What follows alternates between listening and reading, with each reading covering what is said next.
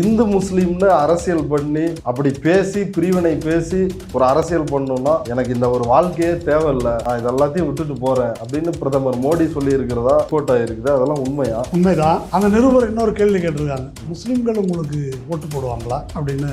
நான் இந்து முஸ்லீம்னு பிரிச்சே பார்க்கறது கிடையாது. இதில் கூத்து என்னன்னு கேட்டால், யூபியில் சம்பல்ன்ற தொகுதியில் கிட்டத்தட்ட 50% இஸ்லாமியர்கள் இருக்கக்கூடிய தொகுதி. இப்போ காலையில் 8:30 மணிக்கு நிறைய முஸ்லீம் மக்கள் வாக்குச்சாவடியில் நிற்கிறாங்க. அவங்கள நேராக லத்தி சார்ஜ் பண்ணி விரட்டுறான் போலீஸ். வீடியோவே இருக்குது. இதுக்கு தேர்தல் ஆணையம் உஜ்ஜைனில் வாக்குச்சாவடியினுடைய தேர்தல் அதிகாரி, அந்த அதிகாரி சீட்டில் உட்காந்துக்கிட்டு மோடி மோடி எப்படி இந்த ஸ்டேடியத்தில் கத்துறாங்கல்ல, அந்த மாதிரி கற்று என்னங்க இது மாதிரி பண்ணுறீங்க, அராஜகமாக இருக்குது, சரி ரைட்டு விடுங்க, மன்னிச்சிருங்க, அவ்வளோதான். இதுவும் வீடியோ இருக்குது.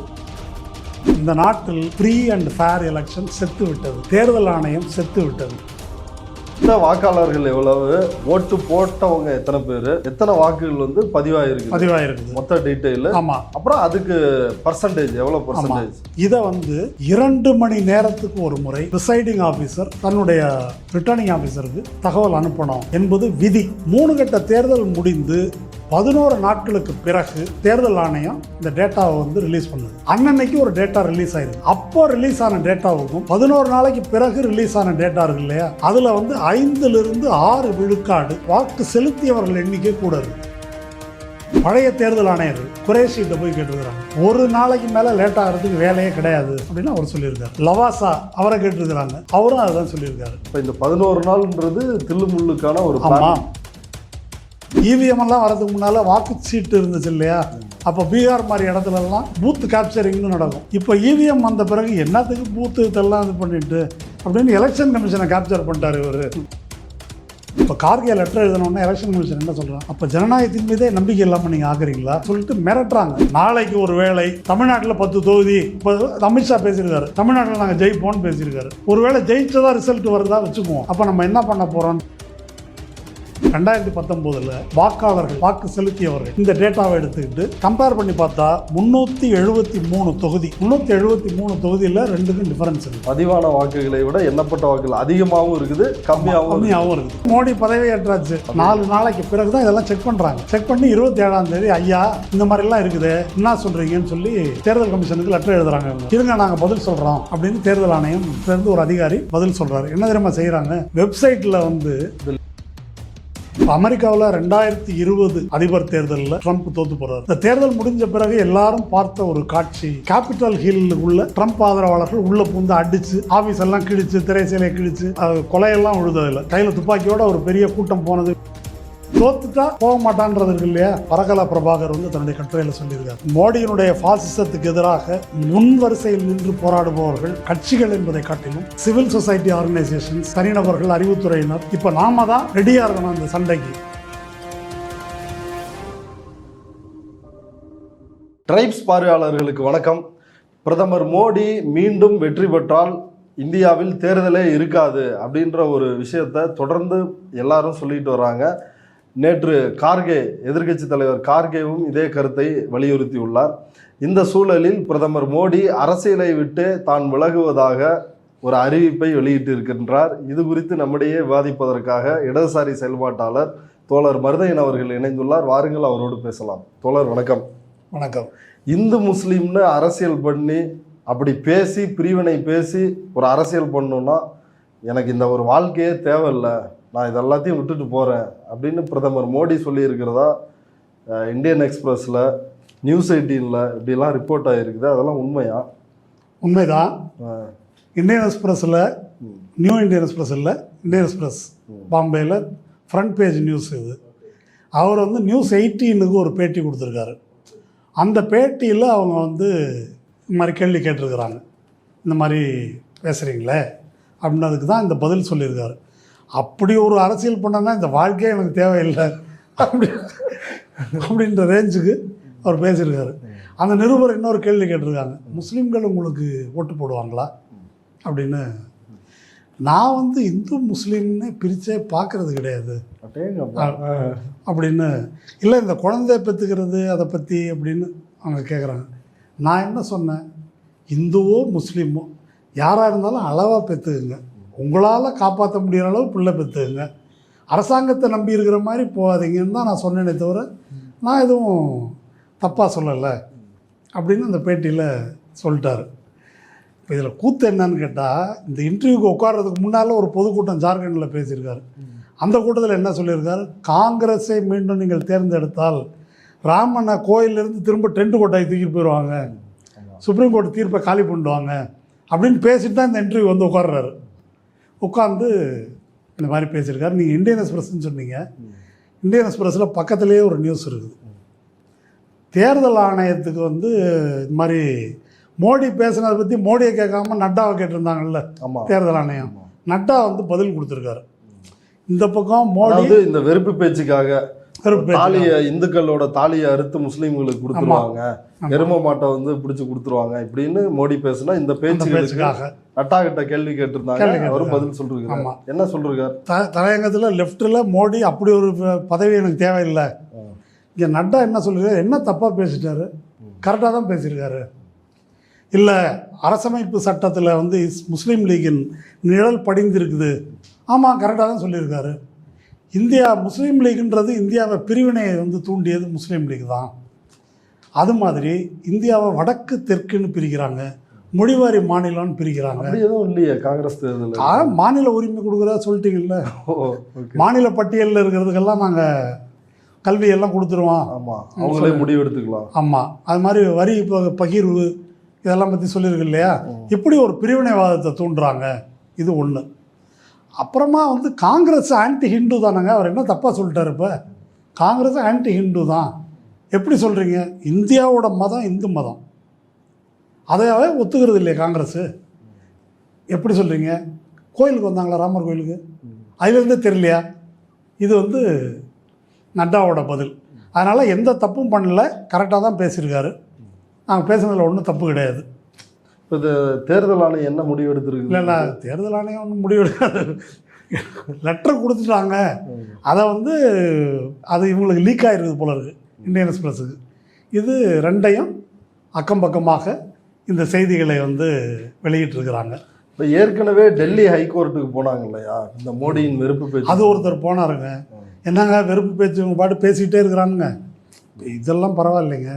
மேகாலயா கவர்னராக இருந்த ஒரு ஆள், பிஜேபி, அவன் என்ன ட்விட்டரில் அந்த தேர்தல் அறிவித்த பிறகு ட்விட்டரில் போட்டிருக்கிறான், இந்த சிட்டிசன்ஷிப் அமெண்ட்மெண்ட் ஆக்ட் குடியுரிமை திருத்த சட்டம் இருக்கு இல்லையா, அதை அமல்படுத்தும் போது ஆண்களை எல்லாம் ஜட்டியை கட்டிட்டு செக் பண்ணணும், இதுக்கு மேலே சுன்னத் பண்ணியிருக்கான்னு பார்த்து தான் வந்து குடியுரிமை வந்து வழங்கணும். கொடூரமான ஒரு ஸ்டேட் இந்த மாதிரியே போட்டிருக்கிறான்.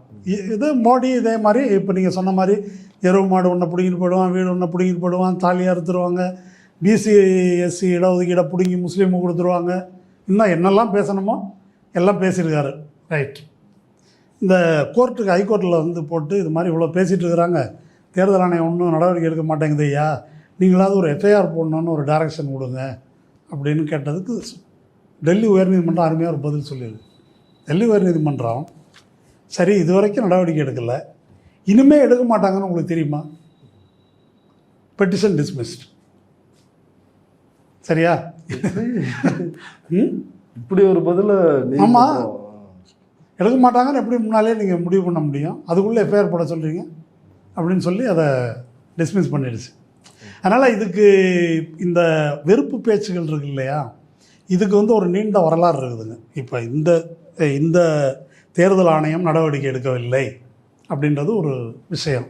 2019 இதே மாதிரி பேசுனாங்க. பேசும்போது பல பேர் சுப்ரீம் கோர்ட்டு பெட்டிஷன் போட்டாங்க. அப்போ இந்த மாதிரி சொல்லலை. அப்போ சுப்ரீம் கோர்ட்டு தேர்தல் ஆணையத்துக்கு என்ன இப்போ கேட்டுக்கிட்டே இருக்கிறாங்க, நீங்கள் ஒன்றும் பதிலே பேசாமல் இருக்கிறீங்க, என்ன பதில்? இப்போ ஹைகோர்ட்டில் நாங்கள்லாம் தேர்தல் ஆணையத்தெல்லாம் கேட்க முடியாதுன்னு சொல்லியிருக்காரு இவர், இந்த டெல்லி ஹைகோர்ட்டில். அப்போ சுப்ரீம் கோர்ட் வந்து தேர்தல் ஆணையத்துக்கிட்ட என்னையா பதிலே சொல்லாமல் இருக்கிறீங்க அப்படின்னு கேட்டதுக்கு உடனே 3 பேர் தேர்தல் ஆணையர்கள் 3 பேரும் கூடி மெஜாரிட்டி 2 பேர் அதெல்லாம் ஒன்றும் தப்பாக பேசலை, சரியாக தான் எல்லாம் நடக்குதுன்னாங்க. ஒருத்தர் வந்து டிசென்டிங் நோட், லவாசா, அசோக் லவாசான்றவர், அவர் வந்து இல்லை மோடி பேசியிருக்கிறதெல்லாம் வெறுப்பு பேச்சு, இதை நான் ஏற்றுக்கொள்ளவில்லைன்னு சொல்கிறாரு. இந்த விஷயம் வெளியே வந்தவுடனே பிரச்சனை ஆகிடுது. பிரச்சனை ஆனவுடனே லவாசா ரிசைன் பண்ணுறாரு. அவர் வீட்டுக்கு ரெய்டு வருது. அவர் இந்தியாவிலேருந்தே கிளம்பி வெளிநாடு போயிடுறாரு. ஏடிபின்னு ஏஷியன் டெவலப்மெண்ட் பேங்க்கில் பொறுப்புக்கு அவர் போயிடுறாரு. ஸோ அதனால் வெறுப்பு பேச்சை கேள்வி கேட்டால் என்ன நடக்கும் அப்படின்றது தெரியும். இந்த தேர்தல் ஆணையர்கள் எப்படி அப்பாயின்ட் பண்ணப்பட்டிருக்காங்கன்றது உங்களுக்கு தெரியும் இல்லையா? கோயல் வந்து மர்மமான முறையில் தேர்தல் அறிவிப்புக்கு 2 நாள் முன்னால் தான் அவர் பதவி விலகினார். அப்புறம் உச்சநீதிமன்றத்தினுடைய வழிகாட்டுதலுக்கு நேர் எதிராக மோடி தனக்கு வேண்டிய ஆட்களாக 2 பேரை நியமித்தார்.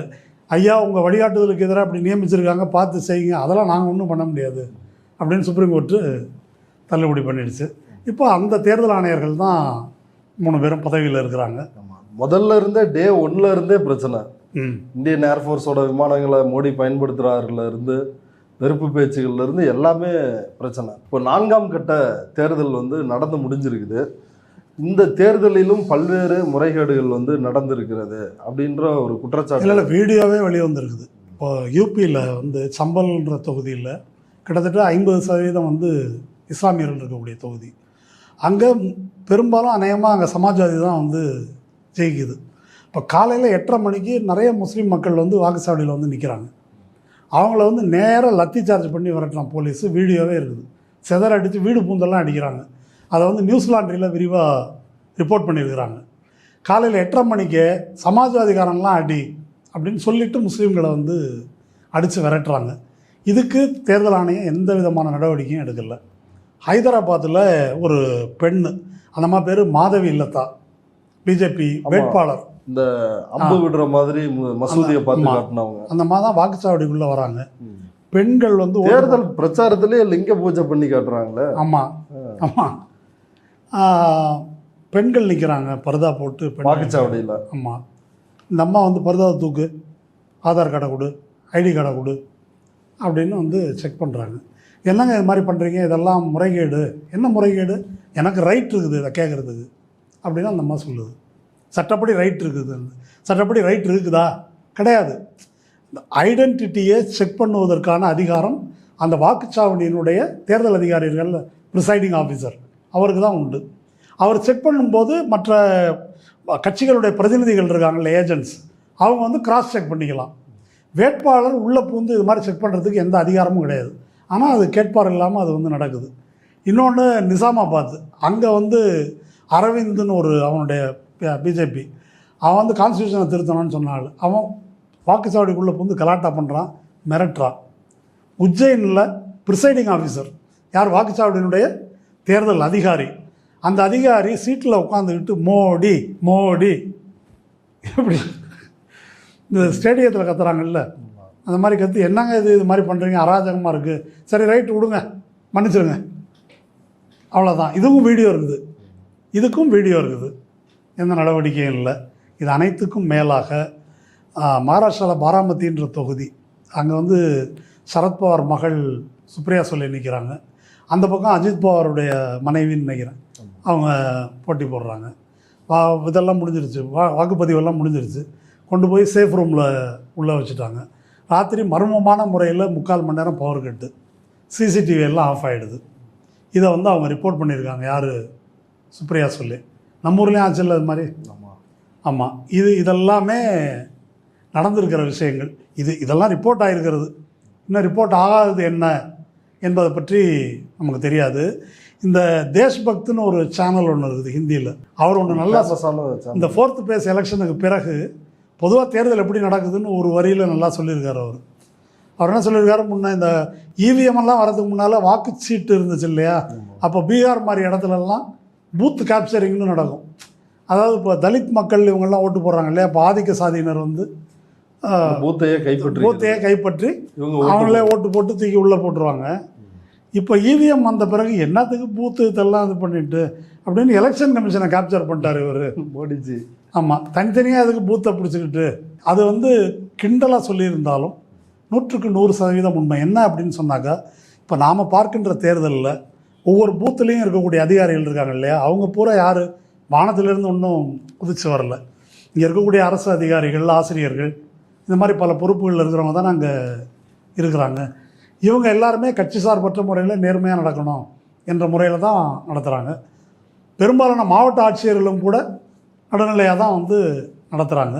ஆனால் இப்படி நடக்கின்ற ஒரு தேர்தலை மேலே தேர்தல் ஆணையத்தை தன் கைக்குள்ளே கைப்பற்றி வைத்து கொள்வதன் மூலமாக மொத்த தேர்தலையும் எப்படி வேணால் திருப்பலாம் என்ற ஒரு ஒரு சூழ்ச்சி, ஒரு சதித்திட்டம் அரங்கேறி கொண்டிருக்கிறது அப்படின்றது ஒரு மறுக்க முடியாத கசப்பான உண்மை. இப்போ இந்த 4th phase எலெக்ஷன் இதை ஒட்டி அதுக்கு முன்னாடியே வந்து ஒரு பிரச்சனை வந்து எழும்புது. அதாவது இந்தியா கூட்டணியில் அங்கம் வகிக்கின்ற கார்கே, காங்கிரஸ் கட்சி தலைவர், அவர் என்ன சொல்றாருன்னா, சக கட்சிகளுக்கு, தங்களுடைய கூட்டணியில் உள்ள கட்சிகளுக்கு தேர்தல் ஆணையம் முறையாக வந்து நடந்துக்க மாட்டேங்குது, வாக்குப்பதிவு விவரங்களை வெளியிட மறுக்கிறது, வெறும் பர்சன்டேஜை மட்டும்தான் காட்டுறாங்க அப்படின்னு சொல்லி அதனால தேர்தல் ஆணையத்தை முறையாக நடந்துக்கங்கன்னு சொல்லி நம்ம வலியுறுத்தணும் அப்படின்னு ஒரு கடிதம் எழுதுகிறார்.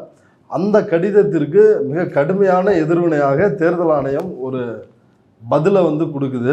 இதில் ஒரு மிகப்பெரிய முறைகேடு நடந்திருக்குது அப்படின்ற ஒரு குற்றச்சாட்டும் எழுந்திருக்கிறது. 2019 தேர்தல்லையும் இதே போன்ற ஒரு பிரச்சனை எழுந்ததாக அன்றைக்கு குயின் போன்ற வட இந்திய ஊடகங்கள் அதை அட்ரஸ் பண்ணாங்க. ஆனால் பெரிய அளவில் அது விவாதமாக மாறல. அந்த பிரச்சனையினுடைய பின்னணி என்ன தோணுது? கார்கே என்ன லெட்டர் எழுதினார், அவர் ரைஸ் பண்ண இஷ்யூ என்ன? 3 கட்ட தேர்தல் முடிஞ்சிருக்குது. இதற்கு முன்னால் ஒவ்வொரு கட்ட தேர்தல் முடிந்த உடனே இந்த வாக்குப்பதிவு எண்ணிக்கை இருக்கு இல்லையா, விவரம், வாக்குப்பதிவு எண்ணிக்கை விவரம் என்பது என்ன?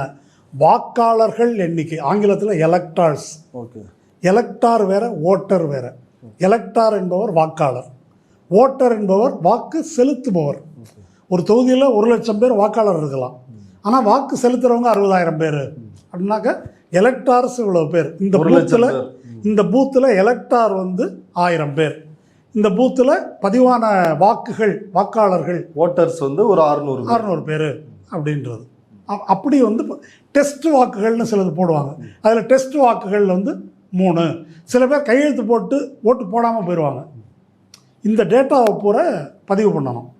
முறை என்ன? மொத்த வாக்காளர்கள் எவ்வளவு, ஓட்டு போட்டவங்க எத்தனை பேர், எத்தனை வாக்குகள் வந்து பதிவாயிருக்குது, மொத்த டீட்டெயில். ஆமாம். அப்புறம் அதுக்கு பர்சன்டேஜ் எவ்வளோ பர்சன்டேஜ். இதை வந்து 2 மணி நேரத்துக்கு ஒரு முறை ப்ரிசைடிங் ஆஃபீஸர் தன்னுடைய ரிட்டர்னிங் ஆஃபீஸருக்கு தகவல் அனுப்பணும் என்பது விதி. ஓகே, இப்படி ஒரு விதியில் ஒரு நாள் பூரா வந்து கொடுக்குறாங்க. அப்போது ஈவினிங்கில் வந்து ரிப்போர்ட் ஆகுது. ஈவினிங்கில் ரிப்போர்ட் ஆகுதுன்னா சில நேரங்களில் கூட்டம் அதிகமாக இருந்தாக்க 6:30 மணி 7 மணி வரைக்கும் கூட ஓட்டு போட முடியறதுக்கு ஆகும். இப்போ சாயங்காலம் 5 மணி 6 மணிக்கு ஒரு டேட்டா கொடுக்குறாங்க. 7 மணிக்கு அதுக்கப்புறம் ஒரு 0.5% 1% ஏறுதுன்னாக்க அது புரிந்து கொள்ளக்கூடியது. அப்போது அன்னன்னைக்கு உள்ளதை அன்னன்னைக்கு கொடுத்து விட முடியும். அப்படி இருக்கும்போது இப்போ 3 கட்ட தேர்தல், ஏப்ரல் 19 முதல் கட்டம், அப்புறம் 2 கட்டம், இந்த 3 கட்ட தேர்தல் முடிஞ்சிருச்சு. 3 கட்ட தேர்தல் முடிந்து 11 நாட்களுக்கு பிறகு தேர்தல் ஆணையம் இந்த டேட்டாவை வந்து ரிலீஸ் பண்ணுது. அன்னன்னைக்கு ஒரு டேட்டா ரிலீஸ் ஆயிருக்கு. அப்போ ரிலீஸ் ஆன டேட்டாவுக்கும் 11 நாளைக்கு பிறகு ரிலீஸ் ஆன டேட்டா இருக்கு இல்லையா, இப்போ இவங்க கொடுத்தது, அதில் வந்து 5லிருந்து 6 விழுக்காடு வாக்கு செலுத்தியவர்கள் எண்ணிக்கை கூட இருக்குது. வாக்கு செலுத்தியவர்கள் எண்ணிக்கை 5லிருந்து 6 விழுக்காடு வரைக்கும் கூட இருக்குது. 5லிருந்து 6 விழுக்காடுன்னா என்ன? 1,00,000 வாக்குகள் அப்படின்னா ஒரு 6,000 வாக்கு கூட இருக்குது. அதான் வெற்றியை தீர்மானிக்குது. இப்போ ஒரு தொகுதியில் வந்து 10 லட்சம் வாக்காளர்கள்னா 60,000 ஓட்டு வித்தியாசம் இருக்குது. அப்போ இது வந்து 1000 ஓட்டு கூட வந்து வெற்றி தோல்வியை தீர்மானிக்கக்கூடிய அளவுக்கு இருக்குது. இப்போ இவ்வளவு பெரிய வேறுபாடு வருது இது இப்போ அந்த கார்கே சில கேள்விகளை எழுப்புறாரு. ஏன் அன்னன்னைக்கு கொடுக்கல? இவ்வளவு வேறுபாடு வருதே ஏன்? இதுக்கு என்ன விளக்கம்? இப்போ அந்த ஒவ்வொரு 2 மணி நேரத்துக்கு ஒரு முறை வந்து ரிட்டர்னிங் ஆஃபீஸர் அவர்கிட்ட ரிப்போர்ட் பண்ணணும் அப்படின்ற விஷயத்த ஃபாலோ பண்ணியிருக்காங்களா? பண்ணாங்களான்னு தெரியாது. இதெல்லாம் பண்ணாங்களா இல்லையான்னு சொல்லணும். சரி, இப்போ 5% கூடவே போயிடுச்சு, அதை வச்சுக்குவோம். இன்னென்ன காரணங்களால் 5 விழுக்காடு அதிகரித்திருக்கிறது அப்படின்னு சொல்லணுமா இல்லையா? கண்டிப்பாக. அந்த மாதிரி பதில் சொல்லலை. என்ன மாற வெறும் பர்சன்டேஜ் மட்டும்தான் சொல்கிறாங்க. பர்சன்டேஜ் தான் சொல்கிறாங்க. கார்கே என்ன கேட்குறாருனாக்கா, கார்கே எவ்வளவு பேர் ஆக்சுவல் எண்ணிக்கை எவ்வளவு? இப்போது பர்சன்டேஜுன்றத 1,00,000 வாக்கு அப்படி இருக்குதுன்னு வச்சுக்கோங்களேன், 60,000 வாக்கு பதிவாகிருக்குது, 60% பதிவாயிருக்கு அப்படின்னு நீங்கள் சொல்லலாம். இப்போ பர்சன்டேஜ்னாக்கா ஆக்சுவல் கவுண்ட்டை 2 லட்சம்னு காட்டிட்டாக்க இது வந்து 120 அப்படி ஆகிடுது இல்லையா? ரெண்டுக்கும் வித்தியாசம் இருக்குது. அது கேள்வியே என்ன அப்படின்னு கேட்டால், அதை வந்து இந்த சொக்கார்னு சொல்லிட்டு இந்த இது இருக்கு இல்லையா, association for democratic rights case போட்டிருக்கிறவங்க, அவர் வந்து அந்த கேள்வியை எழுப்பியிருக்காரு. ஆக்சுவல் ஃபிகர் இல்லாமல் நீ பர்சன்டேஜுக்கு அரைவாக இருக்க முடியாது, அப்படி தானே? ஆமாம். அப்போ ஆக்சுவல் ஃபிகரை ஏன் சொல்ல மாட்டேன்றன்னு கேட்குறாரு. அந்த கேள்விக்கு இவ்வளோ பேர் ஓட்டு போட்டிருக்கிறாங்க அப்படின்ற அந்த நம்பர் அதை வச்சு தானே பர்சன்டேஜுக்கு வர்ற. அப்போ ஆக்சுவல் ஃபிகரை சொல்லு அப்படின்னா ஃபிகரை வந்து சொல்லலை. அதனால இதில் தில்லு முள்ளு நடந்திருக்க சந்தேகிக்க வேண்டி இருக்கிறது அப்படின்னு கார்கே இந்த மற்ற கட்சிகளுக்கு எழுதின லெட்டரில் இது பண்ணுறாரு. கார்கே என்ன பண்ணுறாருன்னா இந்த பப்ளிக்காக இந்த லெட்டரை வந்து வெளியிடுறாரு. எலெக்ஷன் கமிஷனுக்கு அதுதான் டென்ஷன். அது எப்படி நீங்கள் உங்களுக்குள்ளே இது பண்ணிக்கணும், உங்களுக்குள்ளே எழுதின லெட்டர் தான் இருந்தாலும் அதை பொது வெளியில் வெளியிட்டு நீங்கள் வந்து தேர்தல் ஜனநாயகத்தின் மீதே நம்பிக்கை குலைச்சிட்டீங்க. புரியுது இல்லையா? இப்போது இன்னும் குலைக்கிறதுக்கு என்ன இருக்குது? இப்போது ஒரு பெண்ணை கையை பிடிச்சி இழுக்கிறான்னு வச்சுக்கோங்களேன், அதை கையை பிடிச்சி இழுத்துட்டான் என்று சொன்னாலும் அந்த பெண்ணை வந்து நீங்கள் கொச்சைப்படுத்திட்டீங்க. அந்த பெண்ணுடைய ஐடென்டிட்டியை வெளியிட்டு இப்போ இவருக்கு போட்டாங்கல்ல, ராகுலுக்கு ஒரு போக்சோ போட்டிருக்கிறாங்கல்ல, ஒரு சிறுமியை வந்து இது பண்ணப்பட்டதில் அந்த பெண்ணு பேரையோ ஏதோ சொல்லிட்டார் அவர், அந்த ஐடென்டிட்டியை வெளியிட்டாருன்னு ஒரு போக்சோ போட்டாங்க. அந்த மாதிரி இவன் தில்லுமுள்ளு ஃப்ராடு பண்ணது, கடமையை செய்ய தவறியது பிரச்சனை இல்லையா, அதை அவர் சொல்லிட்டார் வெளியே. அதான் ஊரே சிரிக்குதே உன்னை பற்றி. இது வந்து அதனால் மிக கடுமையாக நீங்கள் சொல்லியிருக்கிறதெல்லாம் விமர்சனம் கிடையாது, இதெல்லாம் இன்சினுவேஷன், ஸ்லாண்டர், அவதூறு. அதனால் இனிமேல் ஒழுங்காக இருந்ததுன்னு எச்சரிக்கிறோம். இது வந்து தேர்தல் ஆணையத்துடைய பதில். டிஆர் பாலு பேட்டி கொடுக்குறாரு டெல்லியில் இருந்துக்கிட்டு, அவரும் போயிருக்கார் அந்த கூட்டத்துக்கு போகிறவங்க சந்திக்கிறதுக்கு 3/4 மணி நேரம் சந்திக்கிறோம், கூட்டத்துக்கு போகிறதுக்கு அரை மணி நேரம் முன்னால் இதை பாருங்கன்னு சொல்லிட்டு ஒரு ஸ்பைரல் பண்ணி காட்டுறாரு. இவ்வளவு இது அரை மணி நேரம் முன்னால் கையில் கொடுக்குறாங்க, இதை பார்த்து எப்படிங்க கருத்து சொல்ல முடியும்? அதை நீங்கள் அப்புறம் பார்த்தாலும் அதில் ஒன்றும் சொல்ல முடியாதுன்னு வச்சுக்கோங்க. அதில் ஒன்றும் விவரம் இல்லை, இந்த எழுப்பிய கேள்விகள் எதற்கும் பதில் இல்லை. இப்போ இதில் ஒரு பிரச்சனை என்ன பார்க்கணும் அப்படின்னாக்கா, கட்சிகள் எல்லாரும் எழுப்பியிருக்கிறாங்க. திருப்புராவில் குறிப்பான வாக்குச்சாவடிகளில் கூடுதலாக இந்த மாதிரி வாக்காளர் எண்ணிக்கையை விட வாக்கு செலுத்தியவர்கள் எண்ணிக்கை அதிகமாக இருக்குது அப்படின்னு சிபிஎம் கம்ப்ளைண்ட் பண்ணியிருக்காங்க. சீதாராம் யெச்சூரி சொல்லியிருக்காரு. கூச்பிகார் போன்ற இடங்களில் இதே மாதிரி பிரச்சனை எப்படி நடந்திருக்குது அப்படின்னு திரிணாமுல் காங்கிரஸ் வந்து கம்ப்ளைண்ட் பண்ணியிருக்குது. எல்லா கட்சிகளும் வெவ்வேறு இடங்களில் வெவ்வேறு விதமாக கம்ப்ளைண்ட் பண்ணியிருக்கிறாங்க. இது ஒன்று. ரெண்டாவது, கட்சிகளை விட்டுருங்க.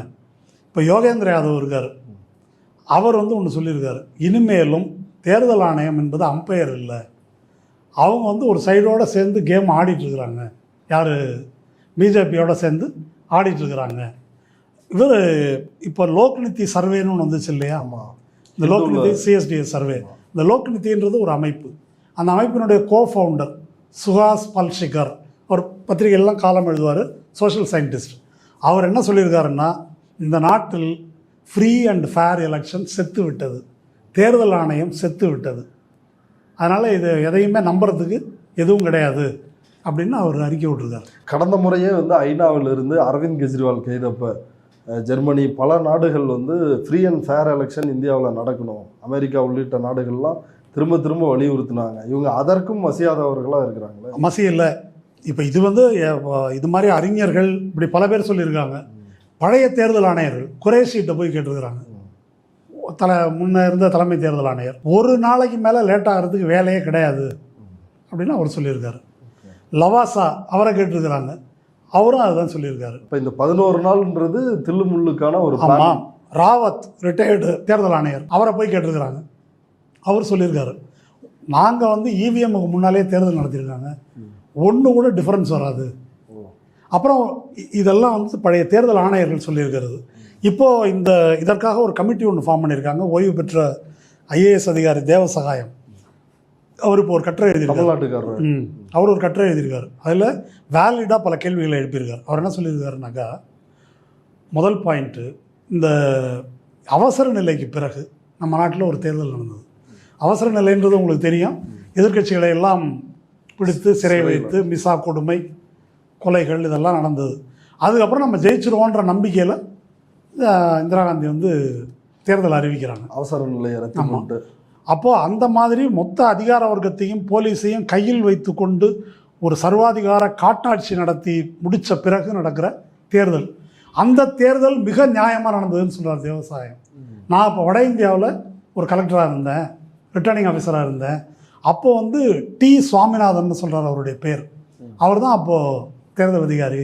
எல்லோரும் சேஷனை சொல்கிறாங்க, சேஷன்லாம் விட இவர் தான் நேர்மையான அதிகாரி, எந்த விதமான குற்றமும் சொல்ல முடியாதபடி அப்போ எதிர்க்கட்சிகள் யாரும் புகார் பண்ணலைங்க, எந்த புகாரும் பண்ணல.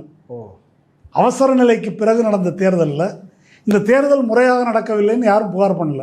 அதனால தான் நான் சொல்கிறேன், அது வந்து அவசர நிலைக்கு பிறகு நடந்த தேர்தல், இது அவசர நிலையில் நடக்கின்ற தேர்தல். இது ஒரு அன்டிக்ளேர்டு எமர்ஜென்சியை வைத்து கொண்டு நடத்தி கொண்டிருக்கிறார்கள்.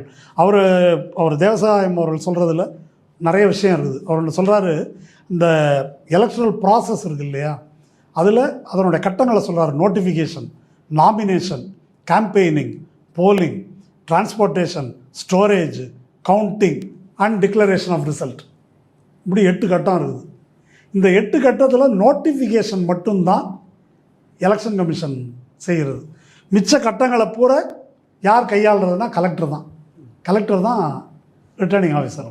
அவர் இதிலேருந்து என்ன கேள்வி எழுப்புறாருன்னா, நீ 3 மாதம் 2 மாதம் 3 மாதத்துக்கு தேர்தல் நடத்துகிற, அது இவ்வளோ நாள் இழுக்கிற, ஆனால் என்றதை மட்டும் எதுக்கு அவசரப்படுத்துறீங்க? இப்போ விவிபேட் என்பது தான் அறுதியாக முடிவு செய்யக்கூடிய இது. அந்த விவிபேட்டை என்றதுக்கு 2 நாள் தான் ஆகட்டுமே, அது அதை 12 நாள் எக்ஸ்ட்ரா ஆகும்னு போய் சொல்கிறீங்க. அது ஸ்டேட் பேங்க் ஆஃப் இந்தியா சொன்ன மாதிரி தான். எலக்ட்ரல் பாண்ட் இல்லை, எங்களுக்கு 3 மாதம் ஆகுனாங்கல்ல, அந்த மாதிரி தான் இது. இப்போ அவர் என்ன கேட்குறாருன்னா, 3 மாதம் தேர்தல் நடத்துகிறவன், 2.5 மாதம் தேர்தல் நடத்துகிறவன் என்றதுக்கு 1 வாரம் கூட ஆகட்டுமே, இப்போ என்ன அதில் பிரச்சனை? அந்த இப்போ விவிபேட்டை 100% என்றது அதை வந்து என்னன்னா, இப்போ கோர்ட்டே அதை வந்து வேணாம் இல்லை. இப்போ இவங்க வந்து இதெல்லாம் வந்து குற்றச்சாட்டுகள்ங்க, இதெல்லாம் குற்றச்சாட்டுகள். இதுக்கு தேர்தல் ஆணையம் சொல்கிற பதில் என்ன? ஒரு பதில் சொல்லியிருக்காங்க, அது கவுண்டமணி சொல்கிற மாதிரி தான். அதுக்கு ஒரு பதில் இங்கே சொன்னால் புரியாது, அங்கே போய் வீட்டில் உட்காந்து சொன்னால் தான் புரியுன்ற மாதிரி. அவன் என்ன பதில் சொல்லியிருக்கிறான்னா, ஒவ்வொரு பூத்துலேயும் பூத் ஏஜென்ட் இருக்கார் இல்லையா, அது முடிஞ்ச உடனே அந்த பூத் ஏஜென்ட்டுக்கிட்ட 17C ஃபார்ம் 17C அப்படின்னு ஒன்று கொடுப்போம். அதில் வாக்காளர் எண்ணிக்கை, பதிவான வாக்குகள் எண்ணிக்கை, இதெல்லாம் எழுதி கொடுப்போம். அதில் அவங்க கையெழுத்து போட்டு கொடுப்பாங்க. அதான் கொடுத்துட்டோம்ல, அப்புறம் எதுக்கு இங்கே கேட்குறீங்க? நியாயமாக தானே இருக்குது. ஆமாம், அவர் சொல்கிறது நியாயம். ஆமாம். மொத்தம் வந்து இந்தியாவில் எத்தனை வாக்குச்சாவடி இருக்குது தெரியுமா? 12 லட்சம் வாக்குச்சாவடி. இப்போ திமுக தமிழ்நாட்டில் மட்டும் போட்டி போடுது, காங்கிரஸ் சில இடத்துல போட்டி போடுது, பல இடத்துல பிஜேபி கூட பல இடத்துல போட்டி போடல. இப்போ நாடு முழுதும் இருக்கிற விவரத்தை நான் தெரிஞ்சுக்கணுன்னா எப்படி தெரிஞ்சுக்கிறது? இப்போ விசிகா இருக்குது, விசிகா நீ உன் தொகுதி மட்டும் தெரிஞ்சால் போதும், மிச்சத்தை பற்றி நீ கவலைப்பட வேண்டியதில்லைன்னு சொல்கிறதா? அதுக்கு அப்பட்டமான ஜனநாயக மறுப்பு. இப்போ என்ன கேள்வி அப்படின்னாக்கா, இந்த டேட்டா பூரா ஒன்ட்ட இருக்குது, இவிஎம் வந்து டிஜிட்டல் எல்லாம் ஆக்கிட்டேன்னு சொல்கிற, இதை வெளியிடுறதுல உனக்கு என்ன பிரச்சனைன்னு கேட்டால், அதான் அந்தந்த பூத்தில் கொடுத்துருக்கேன்ல, அதை பூரா வாங்கி நீ கூட்டி பார்த்துக்கன்றான். இப்போ இதெல்லாம் கலெக்ட் பண்ணி இவங்க கூட்டி பார்க்கணும். கூட்டி பார்க்குறதுல அதில் குறைபாடு என்ன வருது? 12 லட்சம் வாக்குச்சாவடிகள்லேருந்து ஒவ்வொரு கட்சியும் வாங்கி கூட்டி பார்க்கணும். அதை நீ ஏன்டா செய்ய மாட்டேன்னு கேட்டாக்கா அதுக்கு வந்து விளக்கம் இல்லை. இதில் சில பிரச்சனைகள் இருக்குது. இதை வந்து அந்த அசோசியேஷன் ஃபார் டெமோக்ராட்டிக் ரைட்ஸினுடைய சோக்கர் வந்து அந்த கேள்வி எழுப்புகிறார். இந்த எலெக்ஷன் கமிஷன் கொடுத்துருக்கிற பதிலேயே ஒரு பதில் சொல்கிறாங்க. என்ன சொல்கிறாங்கன்னா, 17Cயில் நாங்கள் வந்து கொடுத்துட்றோம். இன்றைக்கி தேர்தல் முடியுது, இன்றைக்கி சாயங்காலம் எழுதி கொடுத்துட்றோம். அதுக்கு பிறகு தகவல்கள் வந்து சேர, சில வாக்குச்சாவடி ரிமோட் ஏரியாவில் இருக்கும், அங்கேருந்து வரதுக்கு லேட் ஆகும். சில இடத்துல சிக்னல் கிடைக்காது, அங்கேருந்து வரதுக்கு லேட் ஆகும். இப்படி பல காரணங்களால் +P1 +P2 +P3 அப்படின்னா போலிங் டேட் +1, 1 நாள் 2 நாள் 3 நாள் கழித்து வருது இல்லையா, அந்த டேட்டாவை சேர்த்துக்கணும்னு சொல்கிறான். புரியுது இல்லையா? அப்போ 17C எல்லாம் அறுதி சேர்த்துக்கணும்னு நீங்கள் சொல்கிறது தான் அறுதி. இப்போ கேள்வியை எப்படி சேர்த்துக்கிட்டீங்கன்றது தான் கேள்வி. இப்போ இந்த 5 விழுக்காடு 6 விழுக்காடு வருது, அது எப்படி வருது? அப்புறம் நான் 17C கொடுத்துட்டேன் என்று சொல்வதற்கு என்ன அடிப்படை இருக்கிறது அப்படின்ற ஒரு கேள்வி இருக்குது. இந்த கேள்வியை அவர் எழுப்புகிறார். இதற்கெல்லாம் தேர்தல் ஆணையத்திடமிருந்து எந்த விதமான பதிலும் கிடையாது அப்படின்றது தான் உண்மை. இல்லை, இப்போ இடிக்கு சஞ்சய்குமார் மிஸ்ரா அவர் இருந்தார், எஸ்பிஐக்கு தினேஷ்குமார் காரா இருந்தார். இவங்களை எல்லாரை விட ஒரு பெஸ்ட் ஆஃபீஸர் தான் வந்து ராஜீவ்குமார் போல. அப்படி தான் இருக்கிறாரு. இப்போ ஏதாவது கேட்டால் என்ன சொல்லுவாங்கன்னா, நீங்கள் கோர்ட்டுக்கு போகலாமே அப்படிம்பாங்க. இப்போ கோர்ட்டு நாளையிலேருந்து லீவு, 2 மாதத்துக்கு லீவு ஜனநாயகத்துக்கு. இப்போ இதில் இன்னொரு அந்த முக்கியமான விஷயம், 2019 நடந்த தில்லுமுள்ளு அதை பற்றி பேசுவோம். அந்த மோசடியை பற்றி. ஆமாம், இல்லை இப்போ ஒரு தேவசாயம் ஐஏஎஸ் அதை குறிப்பிடுறாரு. 2019 குவிண்ட்ன்ற இணைய இதழ், அதில் அவங்க ஒரு இதை பற்றி ஒரு பூனம் அகர்வால் அப்படின்ற ஜேர்னலிஸ்ட்டு அவங்க இந்த டேட்டாவெல்லாம் எடுக்கிறாங்க. எந்த டேட்டாவை? வாக்காளர்கள், எலக்டார்ஸ், ஓட்டர்ஸ், வாக்கு செலுத்தியவர்கள், இந்த டேட்டாவை எடுத்துக்கிட்டு கம்பேர் பண்ணுறாங்க.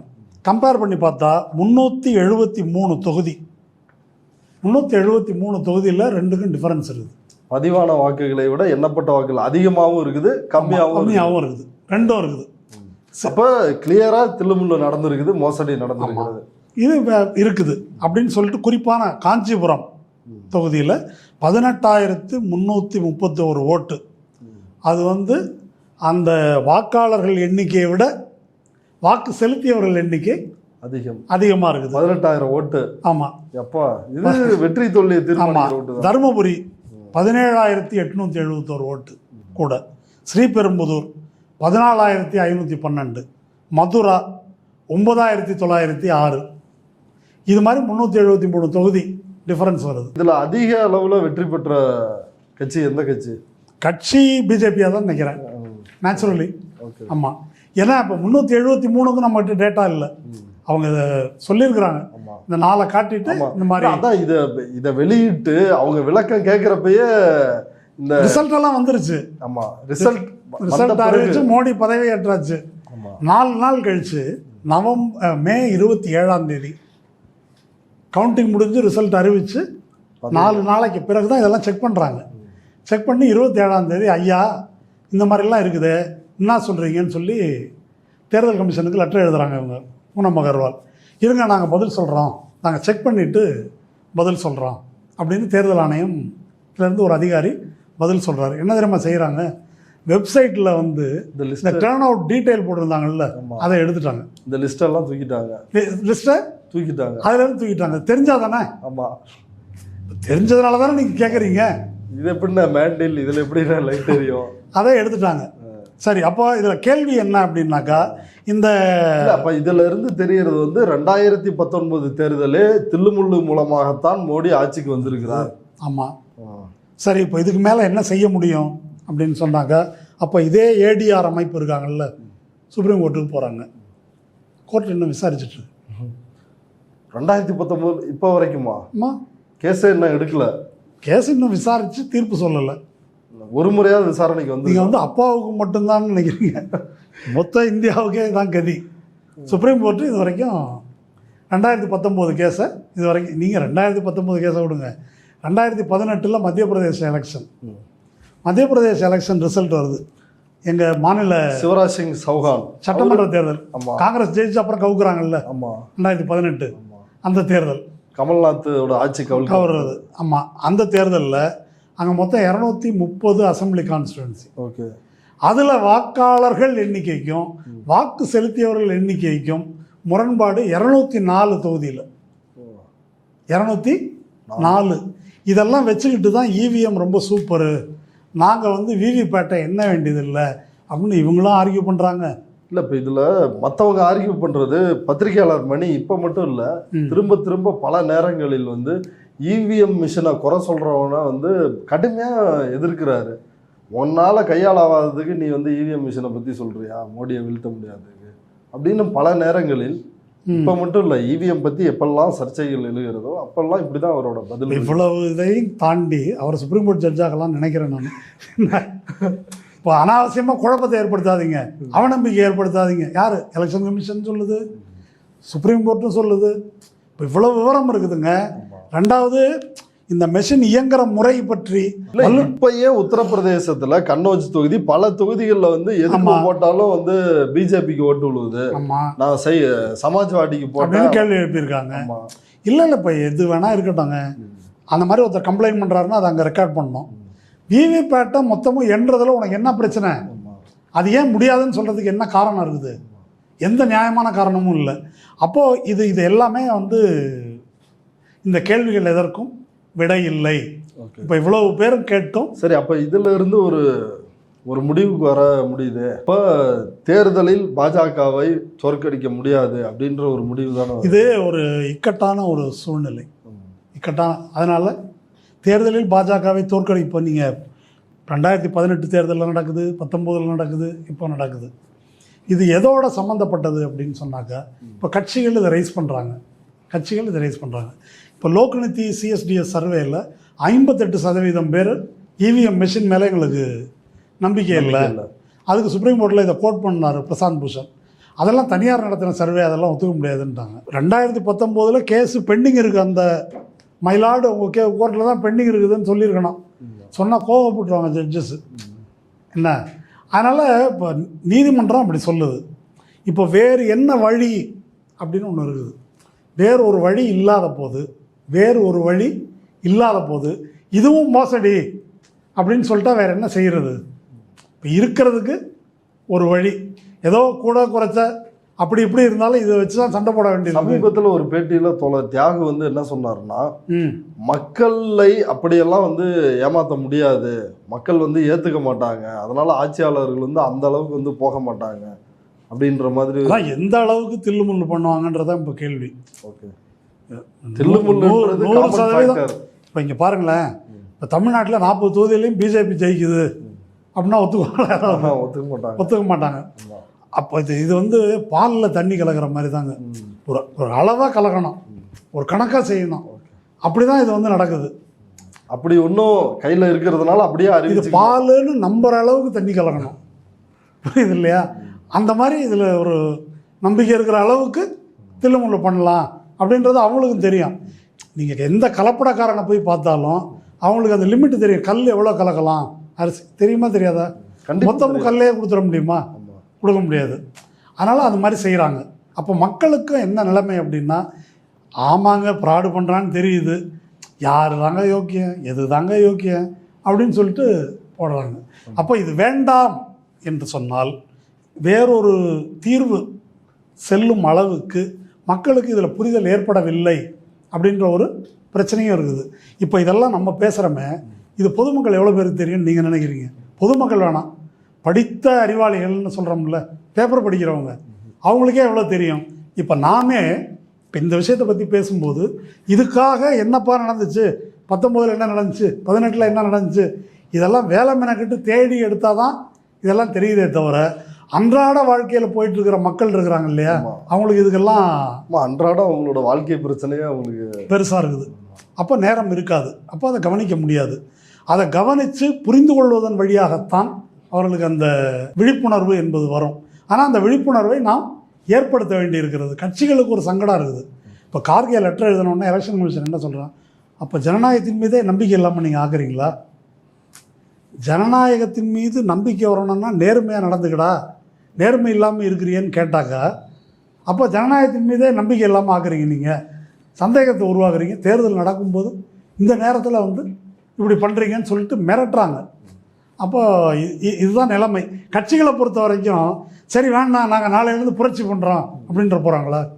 அப்போ தேர்தல் ஜனநாயகத்தின் வரம்புக்குட்பட்டு இந்த கட்சிகள் இயங்கும்போது இந்த தேர்தல் முறை வேண்டாம் என்று இதன் மீது அவநம்பிக்கை ஏற்படுத்துவதற்கு இல்லையா, அது பொருத்தமற்றது, யதார்த்தத்துக்கே பொருத்தமற்றது.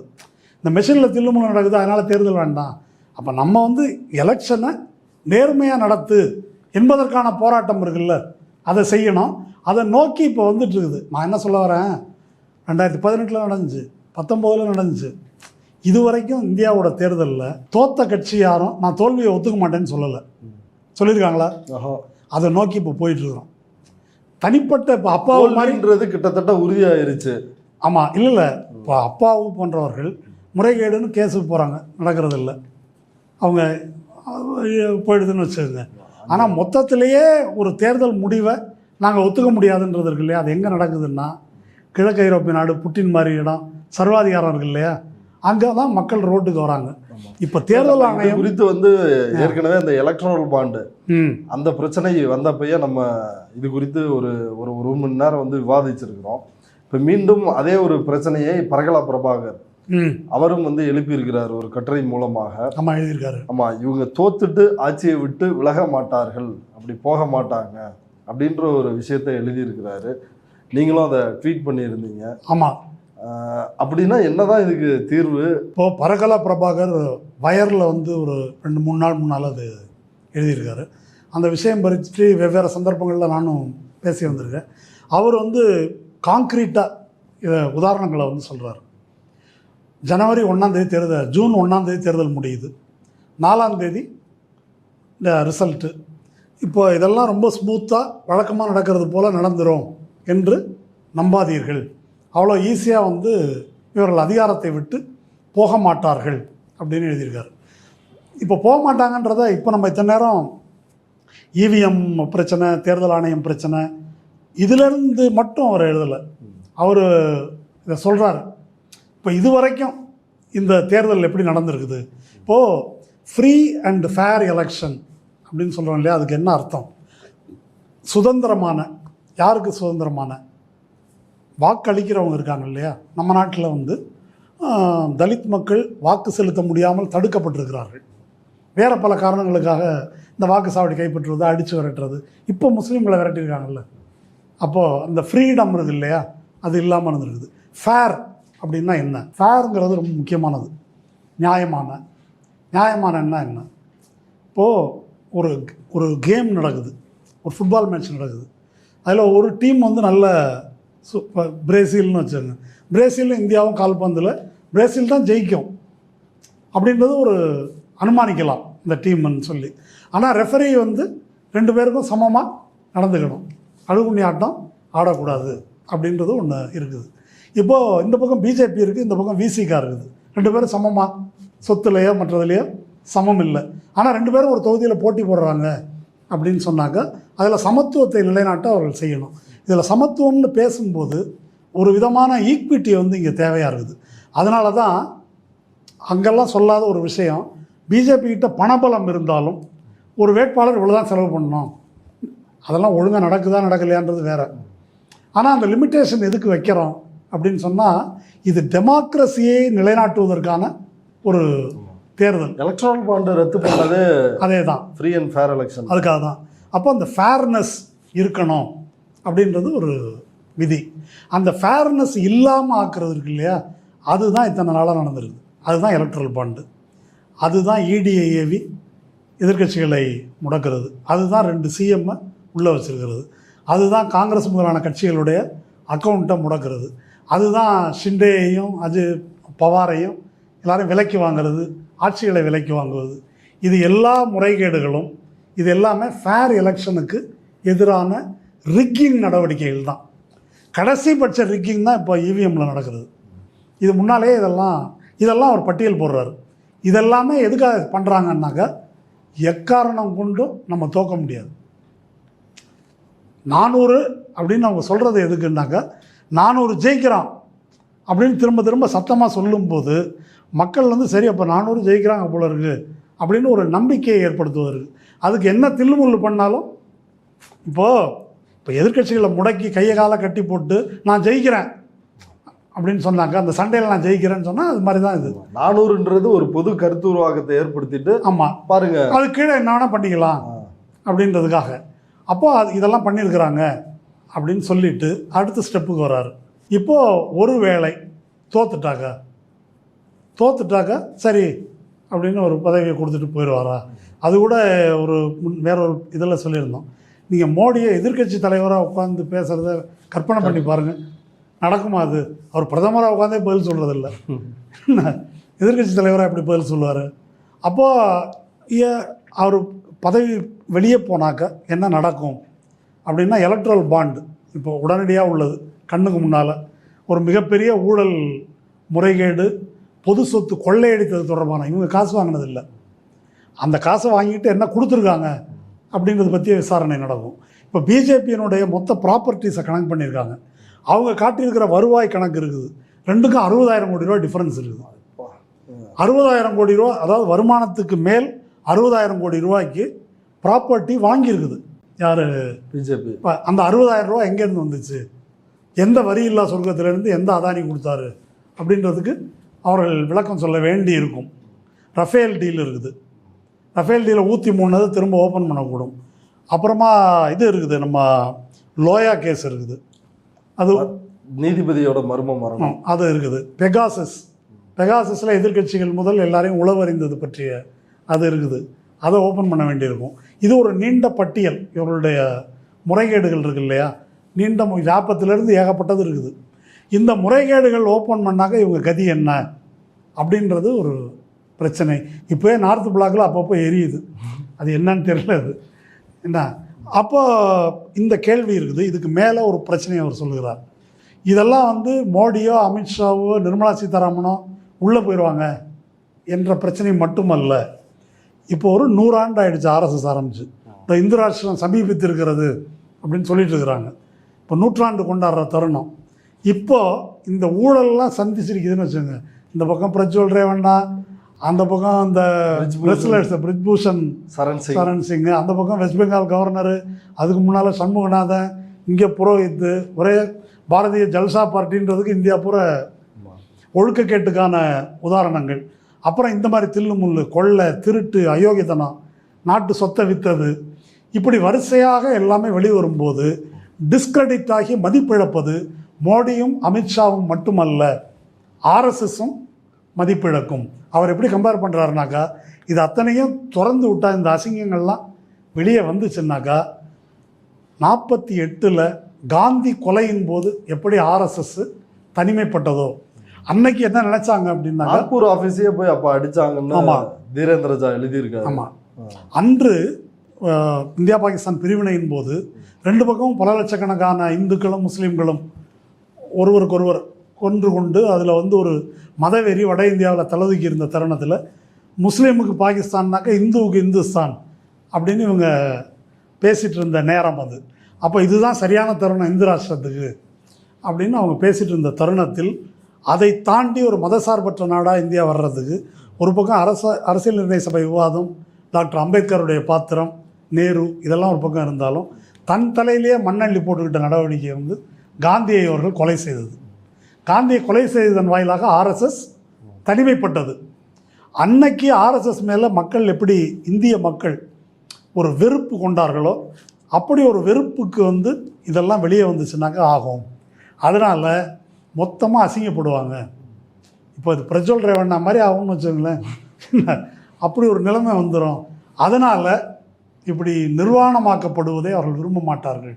அதை என்ன பாடுபட்டாவது தடுக்க முயற்சிப்பார்கள் அப்படின்றது தான் அவருடைய இதில். அதான் இந்த கேள்வி தான். ஏற்கனவே 2000க்கும் மேற்பட்ட முஸ்லீம்களை கொன்று குவித்தவர்கள். மோடி வந்து பார்த்துக்கலாம் பண்ணு அப்படின்னு மோடி தான் சொன்னார் அப்படின்னு அந்த பிபிசிலேயே அந்த ஆவணங்கள்லாம் வெளியே வந்து இந்த பேட்டியில் அவர் சொல்லியிருக்காரு. கோத்ராவுக்கு பிறகு திட்டமிட்டே என்னை வந்து கேரக்டர் அசாசினேஷன் பண்ணேன் அப்படின்னு சொல்லியிருக்காரு. அப்படி இருக்கிறப்ப அவர் தண்டிக்கப்படலையே. அவர் ஏற்கனவே விடுதலை ஆனவங்க தானே, அமித்ஷாவோ மோடியோ. இல்லை, நீங்கள் சொல்கிறது சரிதான். இப்போ 2004 2008 நடந்த குண்டுவெடிப்புகளோ, 2004 to 2014 இது வந்து காங்கிரஸ் ஆட்சி காலம். காங்கிரஸ் ஆட்சி வந்து அது எப்படி நடந்து கொண்டது? இப்போ குஜராத் படுகொலையாக இருக்கட்டும், குஜராத் படுகொலைக்கு முன்னால் ஏகப்பட்ட படுகொலைகள் இஸ்லாமியர்களுக்கு எதிராக நடந்திருக்கு. ரத யாத்திரையின் போது இப்படி பல படுகொலைகள் நடந்திருக்கு. இந்த கொலைகளெல்லாம் தண்டிக்கப்பட்டது ரொம்ப ரொம்ப அரிது. அப்படி குஜராத் படுகொலையில் தண்டிக்கப்படுவதற்கு காரணம் வந்து திஸ்ஸா சேதல்வாத், அப்புறம் ஐஜி ஸ்ரீகுமார், இப்படி சிலரோட முயற்சி, சஞ்சீவ் பட் அவர் இப்போ ஜெயிலில் இருக்கார் இல்லையா, ஐபிஎஸ், இது போன்றவர்களுடைய முயற்சி இருக்கு இல்லையா, அதன் காரணமாகத்தான் நீதிமன்றத்தில் சிலர் வந்து தண்டிக்கப்பட்டிருக்கிறாங்க. காங்கிரஸ் வந்து இதை இவங்களை ஆன்டகனைஸ் பண்ணிக்க வேண்டாம், இவங்களை முரண்பட்டுக்கிட்டோம் அப்படின்னு சொன்னாங்க, இந்து ஓட்டு நமக்கு கிடைக்காம போயிடும் என்று இவர்கள் வந்து அடக்கி வாசிப்பது, பட்டும் படாமல் இருக்கிறது என்ற முறையில் தான் காங்கிரஸ் அணுகி இருக்குது. ஒரு சில விஷயங்களில் தவிர மற்றவற்றில் அப்படி கராராக வந்து கையாளலை. இப்போ காங்கிரஸ் அப்படி நடந்து கொள்ளுமா? அல்லது இப்போ அந்த பீரியடுக்கு அப்புறமே பல கட்சிகள் வந்து பிஜேபியோட உறவு வச்சுருக்கிறாங்க. மம்தாவை எடுத்துங்க, சிவசேனாவை எடுத்துங்க, பல பேர் இப்படி வந்து கூட்டு வச்சுருக்கிறாங்க. வச்சுருந்தாலும் இப்போ எல்லாரும் வந்து இந்தியா கூட்டணி பக்கம் வந்திருக்கிறாங்க. இனி அவர்கள் பழைய மாதிரி பாஜகவை அணுகுவார்களா அப்படின்னு ஒரு கேள்வி இருக்குது. அணுக மாட்டாங்க. ஏன்னா அந்த அளவுக்கு அடி வாங்கியிருக்கிறாங்க இல்லையா. இப்படி ஒரு கட்சி இருந்தால் நம்ம கட்சியே இருக்காது. இப்போது மோடியினுடைய ஒரே நாடு ஒரே தேர்தல் அப்படின்றது இவர் சொன்னது போல், துருவரத்தி சொன்னது போல், ஒரே நாடு சைபர் தேர்தல் அப்படின்றது தான் அதுக்கு பொருள். ஒரே கட்சி தான், எதிர்கட்சின்றது ஒன்று இருக்கக்கூடாது என்பதை நோக்கி தான் அவர் கொண்டு போகிறாரு. அதனால தான் எல்லாருமே இந்த பக்கம் அடி வாங்கி தான் இந்த பக்கம் வந்திருக்கிறாங்க. இல்லை, முதல்ல கூட்டணி கட்சி, அப்புறம் தான் எதிர்கட்சி. ஆமாம் ஆமாம், எடப்பாடியே அது புரிஞ்சிருக்குது இல்லையா? அப்போது இது புரிந்திருக்குது இவங்களுக்கு. இப்போ காங்கிரஸ் வந்து இதுவரை பேசாத அளவுக்கு ராகுல் காந்தியோ பிரியங்கா காந்தியோ கார்கேயோ இந்துத்துவத்துக்கு எதிராக பேசுகிறாங்க. ஆர்எஸ்எஸ் என்பதை வேரோடு வீழ்த்தாமல் இந்த நாடு உருப்புறதுக்கு வழி இல்லை என்பதை 2019 ராகுல் இது சொல்கிறார். நீங்கள் இப்போ இவர் உத்தவ் தாக்கரே பேசியிருக்காரு. என்ன பேசியிருக்காரு தெரியுமா? அது கோமூத்ரா இந்துத்துவா. யார்? பிஜேபி பேசுகிறது கோமூத்ரா, நீங்கள் இந்துத்துவத்தை விட்டு விட்டீர்கள் அப்படின்னு இவங்களை குற்றம் சாட்டுறாங்க. கொள்கையே விட்டுட்டீங்கன்னு. உங்களது கோமூத்ரா இந்துத்துவா, என்னது வந்து எங்கள் தாத்தா சொன்ன ரீஃபார்மிஸ்ட் இந்துத்துவா. அப்படின்னா அவர் தாத்தா வந்து பிரபோதங்கர் தாக்கரே. ஓகே. பால் தாக்கரே அயோக்கியன். ஓகே. இவரோட அப்பா, அவங்க அப்பா பிரபோதங்கர் தாக்கரே அம்பேத்கருடைய சமகாலத்தவர், கான்டெம்பரரி. அவர் வந்து தீவிர பார்ப்பன எதிர்ப்பாளர், பார்ப்பனர் அல்லாதார் இயக்கம் என்ற கோணத்தில் மராத்திய இனம், மராத்திய மக்களுடைய உரிமை, அந்த பாணியில் அவர் பார்த்தவர். சரிதானா? அந்த மரபை வந்து இவர் ரீகால் பண்ணுறாரு. அவர் உத்தவ் தாக்கரே பையன் இருக்கிறார் இல்லையா, ஆதித்ய தாக்கரே, அவரை கூட ஒரு பத்திரிகையில் ஒரு நிருபர் வந்து கேட்குறாரு, என்ன நீங்கள் வந்து இந்துத்துவ கொள்கையெல்லாம் விட்டுட்டீங்களாமே? ஏங்க, எங்கள் இந்துத்துவ கொள்கை என்னன்னு தெரியுமா? இதயத்தில் ராமன், கையில் வேலை. இதயத்தில் ராம், கையில் காம். காம்னா வேலை. அதுதான் எங்கள் கொள்கை. இவர் வந்து சீர்திருத்தம் தான் எங்களுடைய கொள்கை. அப்போது இவங்களெல்லாமே இப்படி ஏன் பேசுகிறாங்க, ஏன் பேசுகிறார்கள் என்றால், இந்த இந்துத்துவ கொள்கை இவர்கள் பேசுவதனுடைய நோக்கம் வந்து முஸ்லீம்களுக்கு எதிரானது மட்டுமல்ல, நம்ம மொத்த பேரையும் ஒழித்து கட்டுவதற்கானது என்ற புரிதல் இருப்பதனால் இவர்கள் பழைய மாதிரி நடந்து கொள்ள மாட்டார்கள். ஆனால் யார் பழைய மாதிரி நடந்து கொள்வார்கள், யார் மேலே நம்பிக்கை வைக்க முடியாதுன்னா அதிகார வர்க்கம், நீதித்துறை, இதெல்லாம் எப்படி இயங்கும்ன்றது இருக்கு இல்லையா? அதுதான் வந்து நமக்கு கேள்விக்குரியதாக இருக்குதே தவிர, கட்சிகளை பொறுத்த வரைக்கும் போதுமான அளவுக்கு அனுபவித்திருக்கிறார்கள். அதனால் வந்து அவங்க பழைய மாதிரி நடந்து கொள்வார்கள் அப்படின்னு நம்ம எதிர்பார்க்க முடியாது. இவங்க வந்து என்ன செய்வாங்க, யார் மோடி என்பதை பற்றிய அச்சம் இப்போ நம்ம சொல்லி தானே இல்லை, இது கட்சிகளுக்கே அவங்களுக்கு தெரிஞ்சு தான் இருக்குது. அவங்க ஒன்றும் தெரியாமல்லாம் இல்லை. இது சமகால உலகத்தில் எப்படி நடக்குதுன்றதையும் எல்லா கட்சிகளும் பார்த்து கொண்டு தான் இருக்கிறார்கள். இப்போ நீங்கள் ஏற்கனவே நம்ம பேட்டியிலே சொல்லியிருக்கிறீங்க, அமெரிக்காவில் நடந்த தேர்தல், அதில் ட்ரம்ப் வந்து பதவி விலக மாட்டார் அப்படின்னு அங்கேயும் இதே மாதிரியான ஒரு பிரச்சனை இருந்தது அப்படின்றத சொல்லியிருந்தீங்க. அங்கே ஒரு இடைக்காலமாக ஒரு நடவடிக்கை அங்கே இருக்கின்ற அறிவுஜீவிகள் முன்னெடுத்தார்கள், அப்படி ஒன்று செய்யணும்னு சொன்னீங்க. அது என்ன, இந்தியாவில் அது வந்து இல்லை, அதை தான் பரகலா பிரபாகர் வந்து தன்னுடைய கட்டுரையில் சொல்லியிருக்காரு. இதை மோடியினுடைய பாசிசத்துக்கு எதிராக முன் வரிசையில் நின்று போராடுபவர்கள் கட்சிகள் என்பதை காட்டிலும் சிவில் சொசைட்டி ஆர்கனைசேஷன்ஸ், தனிநபர்கள், அறிவுத்துறையினர், அவங்க தான் ஃபைட் பண்ணுறோம். இப்போ நாம் தான் ரெடியாக இருக்கணும் இந்த சண்டைக்கு. எந்த சண்டைக்கு? தோத்துட்டா போக மாட்டான்றது இருக்கு இல்லையா, இதுக்கு நாம் வந்து தயாராகணும் அப்படின்னு சொல்கிறாரு. நீங்கள் வந்து யூஎஸ் பற்றி கேட்டீங்க, அதை பற்றி பேசுவோம். இப்போ அமெரிக்காவில் 2020 அதிபர் தேர்தலில் ட்ரம்ப் தோற்று போகிறாரு, ஜோ பைடன் வர்றாரு. இப்போ அடுத்த தேர்தல் வரப்போகுது. இந்த தேர்தல் முடிஞ்ச பிறகு எல்லாரும் பார்த்த ஒரு காட்சி, கேபிட்டல் ஹில்லுக்குள்ள ஆயிரக்கணக்கான பேர் ட்ரம்ப் ஆதரவாளர்கள் உள்ளே பூந்து அடித்து ஆஃபீஸ் எல்லாம் கிழிச்சு, திரைச்சீலையை கிழிச்சு, கொலையெல்லாம் விழுததில்லை. கையில் நாடாளுமன்றத்தில், ஆமாம், கையில் துப்பாக்கியோட ஒரு பெரிய கூட்டம் போனது வீடியோவில் அதெல்லாம் வந்து அதை பார்த்தோம் நம்ம. அப்போது அது என்ன காட்சி, அது என்ன காட்சி அப்படின்றது கொஞ்சம் ஃப்ளாஷ்பேக் பின்னால் போகும். இப்போது ட்ரம்ப் வந்து தேர்தல் அறிவிக்கிறது, தேர்தல் வரப்போகுது அப்படின்றதுக்கு ஒரு 6-7 மாதம் முன்னாலேயே நம்ம ஊரில் மோடி வந்து 400 சீட் ஜெயிப்பேன்னு சொல்கிறார் இல்லையா, அந்த மாதிரி அவர் சொல்ல ஆரம்பிச்சிட்டார்.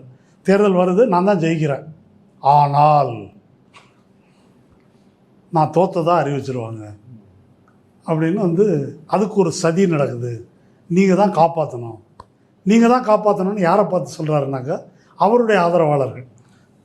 மோடி இதே மாதிரி சொல்லிருக்கிறாரு, வெளிநாட்டில் இருந்து சில சக்திகள் என்ன வீழ்த்த முயற்சி. அதே தான் அவர் உள்நாட்டு சக்திகளே சொன்னார், வெளிநாட்டு சக்திகளை சொல்லலை. அவர் சொன்ன வெளிநாட்டு சக்தி யாருன்னா, வெளிநாட்டிலேருந்து ஆசியாவிலேருந்து வந்திருக்காங்க, லத்தீன் அமெரிக்காவிலேருந்து வந்திருக்காங்க, கருப்பின மக்கள் வந்திருக்காங்க, அவங்க டாமினேட் பண்ணுவாங்க.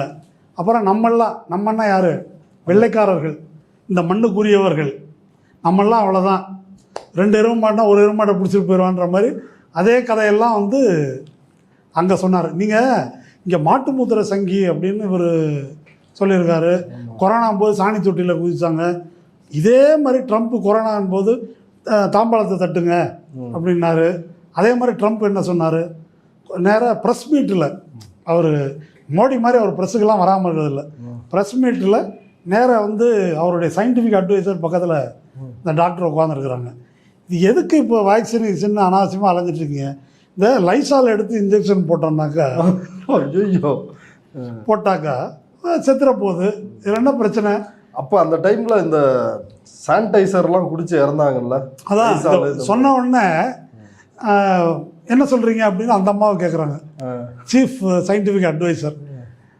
இல்லை மிஸ்டர் பிரசிடென்ட், இது வரைக்கும் அது வந்து நிரூபணமாகலை, இல்லைன்னா வெயிலில் போய் நிற்கலாமே அப்படின்னு கேட்குறாரு. இது உடனே லைசால் கம்பெனிக்காரன் ஒரு அறிக்கை விடுறான், லைசால்லாம் போட்டுறாதீங்க, அது பிரச்சனை அப்படின்னு. இந்த பேட்டியை பார்த்து அவன் அறிக்கை விடுறதுக்கு 1 மணி நேரம் கேப்பு, அதுக்குள்ளே 100 பேர் ஆஸ்பத்திரியில் போய் படுத்துட்டான் லைசாலை ஊசி போட்டு. அதனால் அந்த மாட்டு மூத்திரத்துக்கு சமமான அளவுக்கு ஆமாம் மாஸ்கெல்லாம் போட வேண்டியதில்லை, கொரோனாவே சதி, இது சீன சதின்னு தான் அந்த ஆள் வந்து பிரச்சாரம். நம்ம ஊரில் என்ன பண்ணாங்க, தப்லீக் ஜமாத் சதி அப்படின்னு இங்கே பண்ணாங்க, அவர் சீனா சதி ஆமாம் அப்படின்னு சொன்னார். ஓகே, அதனால் ட்ரம்ப்புக்கும் அவருக்கும் வந்து அவ்வளவு ஒற்றுமைகள் இருக்குது. அவர் வந்து இது மாதிரி வெள்ளைக்காரங்களுக்கு ஆபத்து அப்படின்னு சொல்லி இப்போ வெளிநாட்டிலேருந்து வந்து குடியேறினவங்க நம்ம நாட்டை டேக் ஓவர் பண்ணுவாங்க அப்படின்னு சொல்லி இப்போ இங்கே முஸ்லீமை காட்டி பயமுறுத்துகிற மாதிரி அந்த மாதிரி அவர் பேசி அந்த மாதிரி கிளப்பி விட்டார். இது மாதிரி தில்லுமுள்ளு பண்ணுவாங்க, அதனால் ஜாக்கிரதையாக இருங்க. எந்த அளவுக்கு போச்சுன்னாக்கா, ஒரு பிரசிடெண்ட் அக்கௌண்ட்டை ட்விட்டரில் பேன் பண்ணாங்க, பிளாக் பண்ணாங்க. இவர் ஃபேக் நியூஸை பரப்புகிறாரு அப்படின்னு அப்போ ஜாக் டோர்சி இருந்தார், எலான் மஸ்க்கு கிட்ட வரல. அது எலான் மஸ்க் அப்போ என்ன சொன்னாருன்னா, பொய் செய்தியை கூட பரப்புறதுக்கு ஜனநாயக உரிமை இருக்குதுன்னாரு. என்ன அது நம்ம சவுக்கு ஜனநாயக உரிமைக்கு குரல் கொடுக்குற மாதிரின்னு வச்சுக்கோங்க, அது மாதிரி அப்போ உரிமை இருக்குது அப்படின்னு சொன்னார் அவர் இப்போது மோடிக்கு எதிரானதெல்லாம் தூக்கிட்டு இருக்காரு, அது வேறு விஷயம்னு வச்சுக்கோங்க. இது மாதிரி அப்படி பொய் செய்தி பரப்புனார்.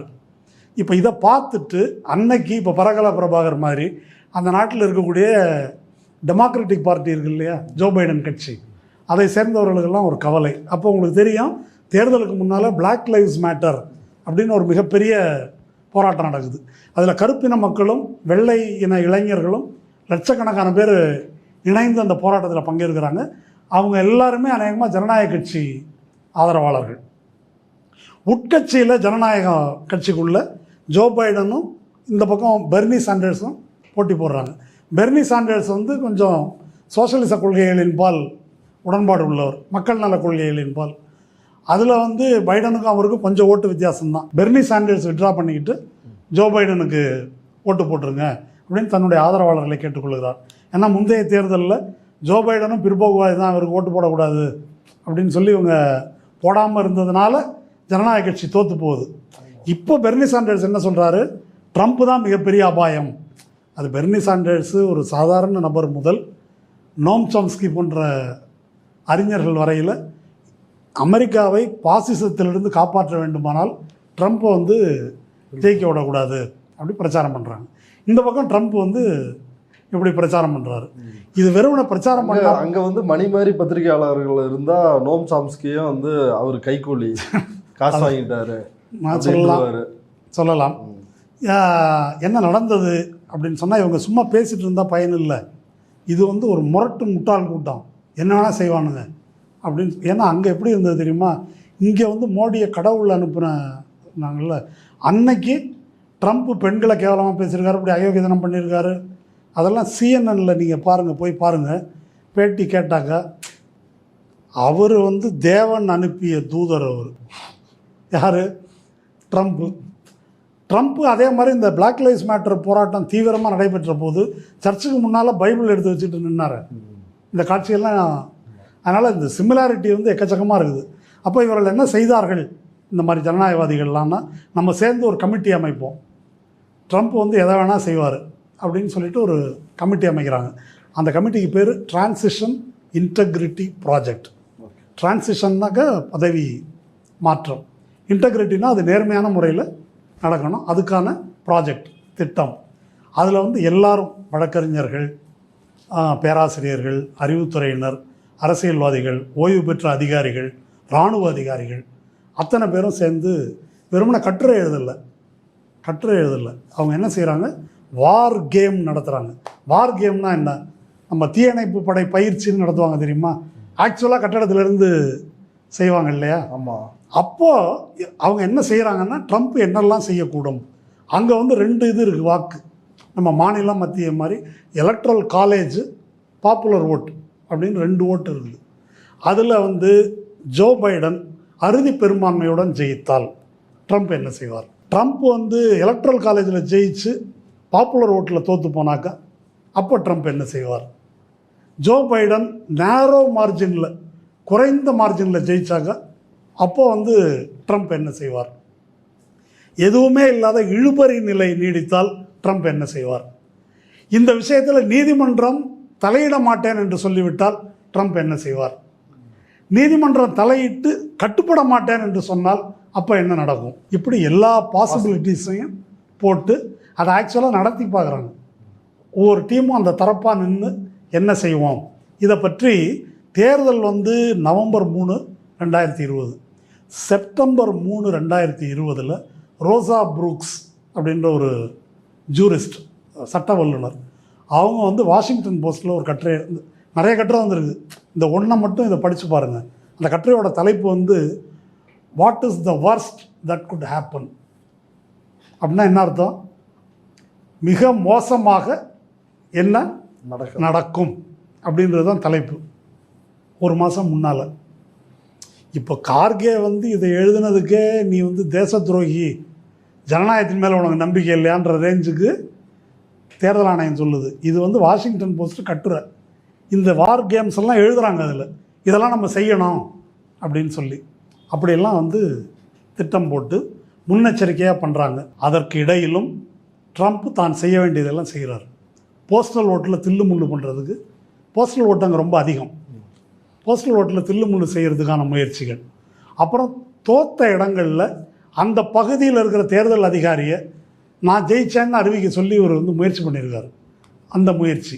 3ஆவதாக இந்த கேபிட்டல்கள் முற்றுகை இருக்குது இல்லையா, ஃபேஸ்புக்கில் எழுதுகிறார் அவர், மறைமுகமாக கோடட் லாங்குவேஜில் மறைமுகமாக தூண்டி விடுற மாதிரி, நான் ஜெயிச்சிட்டேன், என்ன இது மாதிரி பண்ணிட்டாங்க, என்ன பண்ணணுமோ பண்ணுங்க, நம்ம என்ன சொல்ல முடியும், நாடு இப்படி இருக்குதுன்ற பாணியில் அப்படி எழுதி அதில் தான் QAnon அப்படின்னு சொல்லிட்டு சதி, இப்படி பொய் செய்தியை பரப்புவதற்கான, கான்ஸ்பிரசி தியரியை பரப்புவதற்கான ஒரு கூட்டம்.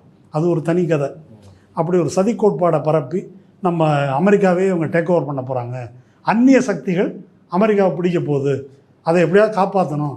அந்த கூட்டம் வந்தவங்க பூரா காசு வாங்கிட்டு வந்தவங்க இல்லை, அந்த கூட்டம் வந்தவங்க பூரா இந்த சதி கோட்பாட்டை நம்பி வெறி கொண்ட மாதிரி வந்தவங்க. அத்தனை பேரும் 100க்கு 100 ட்ரம்ப் சொல்கிறது உண்மை. இன்னமும் ட்ரம்ப் தான் ஜெயிச்சாரு நம்புறவங்க இருக்கிறாங்க, இன்னமும் இருக்கிறாங்க. இப்போவும் ரிப்பப்ளிகன் பார்ட்டியில் உட்கட்சி தேர்தலில் ட்ரம்ப் தான் ஜெயிச்சிருக்காரு அடுத்த ஜனாதிபதி வேட்பாளருக்கு. சரியா? அப்போ அந்த மாதிரி ஒன்று அங்கே நடந்தது. அப்போ அமெரிக்காவை எடுத்துக்கிட்டிங்கன்னா ஒரு 2 நூற்றாண்டு ஜனநாயக பாரம்பரியம் உள்ள நாடு, மக்கள் எல்லாம் கல்வி அறிவு பெற்றவர்கள், ஜனநாயக உரிமை பற்றிய புரிதல் உள்ளவங்க. அங்கேயே அது நடக்குது. நம்ம ஊரில் நம்ம அம்பேத்கர் அதை சொல்லியிருக்காரு, இங்கே ஜனநாயகம்ன்றது ஒரு டாப் ட்ரெஸ்ஸிங்னாக்கா மண்ணின் மேல் அப்படி தூவப்பட்ட உரம். மண் எப்படி இருக்குன்னாக்கா மண் கோளாறாக இருக்குது. சமூகம் வந்து ஜனநாயகம் இல்லாமல் இருக்குது, சாதிய சமூகம். இப்படிப்பட்ட சமூகத்தில் நம்ம நாட்டில் அரசியலில் ஒருத்தனுக்கு ஒரு ஓட்டுன்னு வந்து சொல்லியிருக்கிறோம். ஆனால் சமூகத்திலையும் பொருளாதாரத்திலையும் சமத்துவம் இல்லை. அந்த சமத்துவம் வராத வரையில் இந்த அரசியல் சமத்துவம் நீடிக்காதுன்னு அவர் சொன்னார். இப்போ ஒருத்தனுக்கு ஒரு ஓட்டு, நான் போட்ட ஆளுக்கு தான் போகுதான்றதே இப்போ வந்து கேள்விக்குள்ளாக இருக்குது. அப்படின்றது தான் நம்ம எதிர்கொள்ளுகின்ற நிலைமை. இப்போ டாக்டர் அம்பேத்கர் பற்றி நீங்கள் குறிப்பிட்டு சொன்னீங்க. இப்போ அவங்க இந்த பிரச்சனையெல்லாம் யோசிக்கலையா? ஒரு தேர்தல் ஆணையம் இப்போ அரசமைப்பு சட்டத்தை வகுக்கும் பொழுது, இப்போ இந்தியா வந்து ஒரு தேர்தல் ஜனநாயகத்தை மையமாக கொண்ட ஒரு நாடு, இப்படியெல்லாம் பிரச்சனைகள் வரும் அப்படின்னு அவங்க இதெல்லாம் கணிக்கலையா? அவங்க இதை பற்றி என்ன சொல்லிருக்கிறாங்க? இல்லை, இப்போ இன்றைக்கு உச்சநீதிமன்றம் ஒரு தீர்ப்பு கொடுக்குது. ஒரு பிரதம மந்திரி, எதிர்க்கட்சி தலைவர், இந்த தலைமை நீதிபதி, உச்சநீதிமன்ற தலைமை நீதிபதி 3 பேர் அடங்கிய குழு தான் வந்து தேர்தல் ஆணையரை நியமிக்கணும். அதை முடக்கிட்டு தான் நான், என்னோட மந்திரி ஒரு ஆள், எதிர்க்கட்சி தலைவர், நாங்கள் தான் மெஜாரிட்டி, நாங்கள் சொல்கிற ஆளுன்னு மாற்றிட்டாங்க. அப்படிதான் இந்த 2 பேரை போட்டு அரசியல் நிர்ணய சபை விவாதத்தில் அம்பேத்கர் சொல்கிறார், there is no provision in the constitution to prevent the appointing of either a fool or a knave person who is likely to be under the thumb of the executive. எக்ஸிக்யூட்டிவ்னா இந்த மோடி அதிகாரம். இந்த அதிகாரத்தின் கட்டை விரலுக்கு கீழ் இருக்கின்ற ஒரு அடி முட்டாளையோ ஒரு கையாலாகாதவனையோ தேர்தல் ஆணையராக நியமிக்காமல் தடுப்பதற்கு நம்முடைய அரசியல் சட்டத்தில் எந்த ஏற்பாடும் இல்லை அப்படின்னு இன்னைக்கு நடக்கிறத தெளிவாக சொல்லியிருக்காரு. அப்போது அதனால் இது இல்லாமல் சுதந்திரம் என்பது நிலைக்காது அப்படின்னு சொல்லியிருக்காரு. இதை பற்றி சொல்லும்போது நான் ஒரு விஷயம் சொல்லணும். அந்த இப்போ நான் சொன்னேன் இல்லையா, அந்த ரோசா புரூக்ஸ் அவங்க கட்டுரையில் கடைசியாக ஒன்று குறிப்பிடுறாங்க. இந்த கட்டுரையில் அவங்க கட்டுரையில் கடைசியாக என்ன குறிப்பிடுறாங்கன்னா, ஒரு அமெரிக்க சட்ட வல்லுனர் அவர் என்ன சொல்கிறாருன்னாக்கா, சுதந்திரம் என்பது குடிமக்களுடைய இதயத்தில் இருப்பது. இதயத்தில் சுதந்திர உணர்ச்சி இல்லை என்றால் எந்த அரசமைப்பு சட்டமோ எந்த கோர்ட்டோ எந்த சட்டமோ அதை காப்பாற்ற முடியாது. ஆனால் மக்களுடைய இதயத்தில் அது இருந்தால் அதை காப்பாற்றுறதுக்கு வேறு எதுவும் தேவையில்லை, மக்கள் காப்பாற்றுவார்கள். அப்போது இவர் வந்து நம்ம அரசமைப்பு சட்டத்தில் அது இடம் இல்லை. இதை யார் எழுதியிருக்கிறாங்கன்னாக்கா, இப்போ நான் படித்தேன் எஸ்என் சாஹூ அப்படின்னு சொல்லிட்டு நம்முடைய குடியரசுத் தலைவர் கேஆர் நாராயணன் அவருடைய ப்ரெஸ் செக்ரட்டரியாக இருந்தவர். அவர் ஒரு கட்டுரை எழுதியிருக்காரு. அதில் இன்னும் அதிர்ச்சி ஊட்டுற விஷயம்லாம் எழுதியிருக்காரு. நான் அதை கவனிக்கலை. இந்த தேர்தலில் மோடி ஒரு பிரச்சாரம் பண்ணியிருக்காரு. ஏப்ரல் மாதம்தான். நம்முடைய அரசியல் நிர்ணய சபையில் இருந்த 90% உறுப்பினர்கள் சனாதன தர்மத்தில் நம்பிக்கை உள்ளவர்கள். இந்த மாதிரி ஒரு ஆள் பேசியிருக்காரு. பச்சை பொய், அயோக்கியதனம். சனாதனம் என்பதை பற்றி அம்பேத்கர் என்ன சொல்லியிருக்கார், அரசமைப்பு சட்ட அவையிலேயே என்ன பேசியிருக்காரு, இந்த காந்தியும் காங்கிரஸும் தாழ்த்தப்பட்டவர்கள் செய்தது என்னன்றதில் சனாதனம் என்பது நாசி கோட்பாடுன்னு சொல்லியிருக்காரு. வேற பலர் வந்து சனாதனத்தை எதிர்த்து பேசியிருக்கிறார்கள். மாற்றம் தேவைன்னு டாக்டர் ராதாகிருஷ்ணன்லேருந்து சனாதனம்னு பிடிச்சி தொங்க முடியாதுன்னு பேசியிருக்காரு. ஆனால் இந்த ஆள் இப்படி பேசுகிறாரு, தேர்தல் ஆணையம் பார்த்துட்ருக்குது அப்படின்னு சொல்லிட்டு அதை கண்டித்து பேசியிருக்கிறார். அவர் தான் இதெல்லாம் குறிப்பிட்டு சொல்லியிருக்கிறார். இந்த தருணத்தில் ஒன்று சொல்கிறேன். எஸ்என் சாஹூ வர சனிக்கிழமை அன்னைக்கு அன்பகத்தில் வாய்ஸ் ஆஃப் டிஎன் சார்பாக நடைபெறுகின்ற கூட்டத்தில் இந்த பிரச்சனையை பற்றி தான் பேச இருக்கிறார். தேர்தல் ஆணையம் ஜூன் 1ஆம் தேதி தேர்தல் முடிஞ்ச பிறகு ஜனநாயகம் காப்பாற்றப்படுமா என்பதை பற்றி பேச இருக்கிறார். எல்லாரும் வரணும். அப்போது எஸ்என் சாஹூ வந்து இதை குறிப்பிட்டு பேசியிருக்கிறார். அம்பேத்கர் இந்த கவலையை அன்றே தெரிவித்திருக்கிறார். பிரச்சனை என்னவென்றால் மக்கள் இதயத்தில் அந்த சுதந்திர உணர்ச்சி வேண்டும் என்ற இடத்துல தான் இப்போ நம்ம இருக்கிறோம்.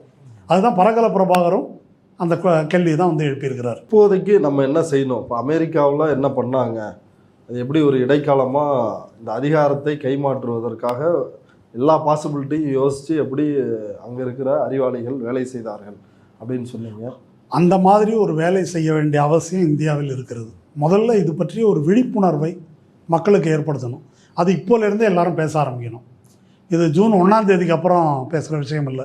அப்போ நீங்கள் சொன்னது போல் பத்திரிகையாளர் மணி இவிஎம் மோசடின்னு பேசுனா என்ன சொன்னார், முட்டாளா, கையாளாகாதத்தனம். ஆமாம் ஆமாம். அது அதாவது இப்போ நான் ஏற்கனவே சொன்னது போல் இப்போ காங்கிரஸ் ஜெயிச்சுட்டா என்ன பண்ணுவீங்க அப்படி கேட்குற கேள்வி அல்ல. மோசடி நடக்குதா இல்லையா என்பது தான் கேள்வி. அதனுடைய அளவு அதிகரித்தால் அது எங்கே போய் முடியும் என்பது தான் கேள்வி. அப்போது நாம் இப்படி ஒரு பிரச்சனை இருக்கிறது என்ற விழிப்புணர்வை மக்களுக்கு ஏற்படுத்தணும்னாக்கா அரசியல் ரீதியில் விழிப்புணர்வு கொண்டவர்கள், படித்தவர்கள், அவங்க வந்து இதை பேச ஆரம்பிக்கணும். இப்போ அங்கே டிரான்சிஷன் இன்டெகிரிட்டி ப்ராஜெக்ட் வச்சுருந்த மாதிரி பரகல பிரபாகர் எழுதியிருக்காரு, கார்கே ஒரு லெட்டர் எழுதியிருக்காரு. ஆனால் இதோடு இது முடியக்கூடாது. பரவலாக கட்சி சார்பற்ற பரவலாக உள்ள மக்கள் மத்தியில் செயல்பாட்டால், ஆமாம், அந்த அடிப்படையில் தான் இந்த கூட்டமே வந்து நடத்துகிறோம். இது பற்றிய ஒரு விழிப்புணர்வு வேணும். ஏன்னா கட்சிகளாக இருக்கிறாங்க இல்லையா, அவங்களுக்கு இதை சொல்கிறதுல ஒரு தயக்கம் இருக்குது. இப்போ கார்கே ஒரு லெட்டர் எழுதினோடனே மிரட்டுது தேர்தல் ஆணையம். அப்போ நீங்கள் உங்களுக்கு நம்பிக்கை இல்லையா ஜனநாயகத்தில் அப்படின்னு கேட்குது. நாம் என்ன புரிந்து கொள்ளணும் அப்படின்னா, இந்த பத்திரிகையாளர்கள் இது மாதிரி பேசுகிறாங்கல்ல, அவங்களுக்கும் சேர்த்து சொல்கிறேன். இப்போது இந்த மாதிரி தில்லுமுள்ளு நடக்குதுன்றது தேர்தல் ஆணையத்துக்கும் கட்சிகளுக்கும் இடையிலான பிரச்சனையா, தேர்தல் ஆணையத்துக்கும் குடிமக்களுக்கு இடையிலான பிரச்சனையா? இல்லை அதான் இப்போ ஏற்கனவே நம்ம ஒரு பேட்டியை பற்றி ஒரு விமர்சனம் வந்து சொன்னாங்க.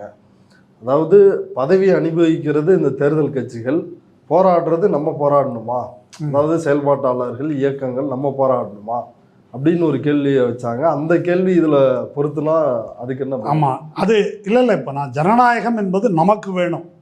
இப்போ நீங்கள் தேர்தலில் ஓட்டு போடுறீங்களா போடலையா அப்படின்றது வேறு விஷயம். யாருக்கு போடுறீங்க? திமுகவுக்கா, அண்ணா திமுகவா, விசிகாவுக்கா, யாருக்கு போடுறீங்க? நீங்கள் போட்ட ஓட்டு அந்த கட்சி அவருக்கு போகலை என்பது உங்கள் பிரச்சனை இல்லையான்றதான் என்னுடைய கேள்வி. கண்டிப்பாக இல்லையா? உங்களுடைய ஜனநாயக உரிமை, உங்களுடைய இறையாண்மை, உங்களுடைய சூடு சொரணை மானம் இது பற்றிய பிரச்சனையா இல்லையா? அப்போ தேர்தல் ஆணையத்துக்கும் கார்கேக்கும் ஏதாவது பஞ்சாயத்து பரப்பு தகராறு நடக்குது இல்லையா? அப்போது பிஜேபி ஆட்சிக்கு வருவதா காங்கிரஸ் ஆட்சிக்கு வருவதா அப்படின்றது ராகுல் காந்திக்கும் மோடிக்கும் இடையிலான பிரச்சனையா, அல்லது நம்முடைய எதிர்காலம், நம்முடைய உரிமை, நம்முடைய தலையெழுத்து பற்றிய பிரச்சனையா அப்படின்றத தான் நம்ம வந்து யோசிக்கணும். நீங்கள் இயக்கமாக இருங்க, வெறும் ஆளாக இருங்க, கட்சிக்காரனாக இருங்க, யாராக வேணா இருங்க, இது நம்முடைய பிரச்சனையா இல்லையா என்பதை கொஞ்சமாவது அறிவு இருக்கிறவனுக்கு புரியும் அது இல்லையா? அதனால் இது நம்முடைய பிரச்சனை, இது கட்சிக்காரர்களின் பிரச்சனை அல்ல. அப்போ குடிமக்களுக்கு கார்கேக்கு அப்படி தேர்தல் ஆணையம் பதில் சொல்லுதுன்னு இல்லை, குடிமக்களுக்கு அப்படி பதில் சொல்லுது. அதை நாம் எப்படி ஏற்றுக்கொள்ள முடியும்? ஒரு பக்கம் அந்த அம்மா போயிட்டு பார்த்தா தூக்கி பார்த்து செக் பண்ணுது, இந்த பக்கம் தேர்தல் ஆணையம் ஒரு எதிர்க்கட்சி தலைவர் 20-25 கோடி வாக்குகள் வாங்கிய காங்கிரஸ் கட்சி அந்த தலைவரை பார்த்து என்ன கேள்வியெல்லாம் கேட்குறீங்க, மூடிட்டு கம்முன்னு இருக்கணும் என்று கடிதம் கொடுக்குது. அப்படின்னா இந்த நாட்டில் என்ன நடக்குது என்பதை நாம் புரிந்து கொள்ளணும். தேர்தலே வேண்டான்லாம் அறிவிக்க வேண்டியதில்லை, அந்த அறிவிப்பை தான் இப்போ சொல்கிறாங்க அவங்க. அந்த அறிவிப்பை அவர்கள் சொல்கிறார்கள். அதனால் இது நம்முடைய பிரச்சனை என்ற முறையில் இதை மக்கள் மத்தியில் கொண்டு செல்ல வேண்டும். அதான் நான் ஏற்கனவே சொன்னது போல், நாளைக்கு ஒரு வேளை தமிழ்நாட்டில் 10 தொகுதி, இப்போ அமித்ஷா பேசியிருக்காரு, தமிழ்நாட்டில் நாங்கள் ஜெயிப்போம்னு பேசியிருக்காரு. ஒருவேளை ஜெயிச்சதா ரிசல்ட் வருதா வச்சுக்குவோம், அப்போ நம்ம என்ன பண்ண போகிறோன்றதான் என்னுடைய கேள்வி. பொறுத்திருந்து பார்க்கலாம் தோழர். நீங்கள் ஏற்கனவே அறிவித்த மாதிரி வர்ற சனிக்கிழமை மாலை அன்பகத்தில் இது தொடர்பான கூட்டம் நடக்குது. அதில் ஒரு அந்த ஓய்வு பெற்ற அதிகாரி, குடியரசுத் தலைவர் KR நாராயணனுடைய ப்ரெஸ் செக்ரட்டரியாக இருந்தவர், அப்புறம் ஓய்வு பெற்ற IAS அதிகாரி பாலச்சந்திரன், அவங்க 2 பேரும் பேச இருக்கிறாங்க. எல்லாரும் கட்டாயமாக வாங்க. கண்டிப்பாக தோழர். இவ்வளவு நேரம் நம்முடைய பார்வையாளர்களுக்காக நேரத்தை ஒதுக்கி மிக விரிவாக விளக்கியதற்கு ரொம்ப நன்றி தோழர். நன்றி.